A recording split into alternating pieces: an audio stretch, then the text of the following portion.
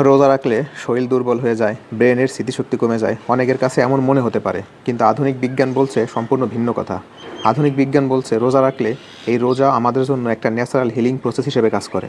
রোজা আমাদের শরীরের কী কী উপকার করে থাকে জানতে পারবেন এই ভিডিওতে। আমি সৌরভ ইসলাম সাগর, এমবিবিএস ফাইনাল ইয়ার। 1 নাম্বার, ক্যান্সারের ঝুঁকি কমায়। ধরেন কোনো একটা ফ্যাক্টরিতে রেগুলার কাজ হয়, তাহলে কি সেই ফ্যাক্টরিতে ময়লা জমবে না? এখন সেই ময়লাগুলোকে যদি পরিষ্কার করতে হয় তাহলে কী করতে হবে? কাজটাকে কিছুদিনের জন্য বন্ধ রাখতে হবে এবং ফ্যাক্টরিকে পরিষ্কার করতে হবে। ঠিক তেমনি আমাদের বডিতেও এরকম ময়লা জমে। আমরা যখন রোজা রাখি তখন আমরা দীর্ঘ সময় ধরে না খেয়ে থাকি। খাবারের অভাবে আমাদের শরীর তখন আমাদের শরীরের যে মৃত কোষগুলো আছে, যে ক্ষতিকর কোষগুলো আছে, সেই কোষগুলোকে খেয়ে শক্তি নেওয়ার চেষ্টা করে। এই প্রক্রিয়াটাকে বলা হয় অটোফেজি। এই অটোফেজি প্রক্রিয়ার ফলে আমাদের ক্যান্সার কোষগুলো ধ্বংস হয় এবং ক্যান্সার হওয়ার ঝুঁকি কমে যায়। ইয়োশিনোরি ওসুমি 2016 সালে এই অটোফেজি আবিষ্কার করার জন্য নোবেল পুরস্কার পেয়েছিল। তিনি তার গবেষণায় প্রমাণ করে দেখিয়েছিল এই রোজা রাখার ফলে আমাদের ক্যান্সার হওয়ার সম্ভাবনা কমে যায় এবং আলঝেইমার ডিজিজ হওয়ার সম্ভাবনাও কমে যায়। নাম্বার 2, ডায়াবেটিসের ঝুঁকি কমায়।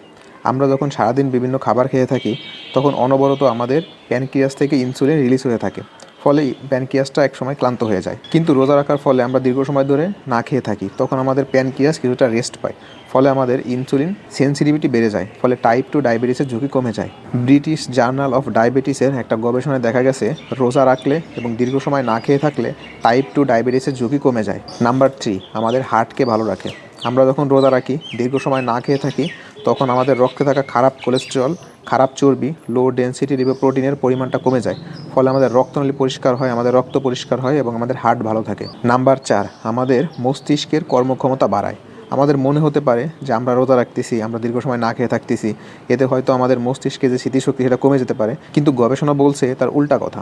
রোজা রাখলে আমাদের ব্রেন ডেরাইভড নিউরোট্রপিক ফ্যাক্টর নামক একটা প্রোটিন তৈরি হয়, যেটা আমাদের স্মৃতিশক্তিকে বাড়ায়। রোজা আমাদের জন্য ফরজ। এই ফরজ ইবাদত পালন করার মাধ্যমে আমরা আল্লাহকে খুশি করতে পারতেছি, সেই সাথে আমাদের শরীরের কত উপকার হচ্ছে, সুবহানাল্লাহ।